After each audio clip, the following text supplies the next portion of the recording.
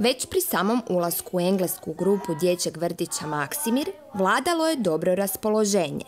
Odmah smo primijetili da je jedan dječak poseban. Odlučili smo porazgovarati s njim. Kako se zoveš? Bruno. Koliko imaš godina? 7. Bruno nam je otkrio da mu je upravo danas rođendan i to 7. Zbog toga je u njegovoj grupi danas bilo posebno veselo. Sve je bilo u znaku broja 7. Prijatelji iz grupe otpjevali su Bruni 7 slavljeničkih pjesama.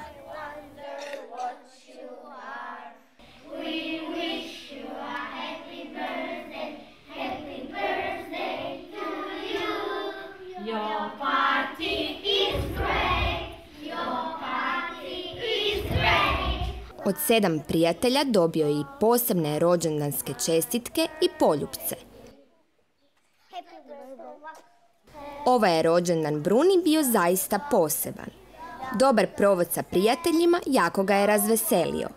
Za svoj sljedeći rođendan Bruno će već biti školarac, pa će ga slaviti sa nekim novim prijateljima.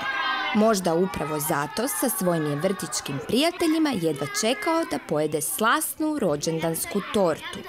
Ostavili smo ih da uživaju.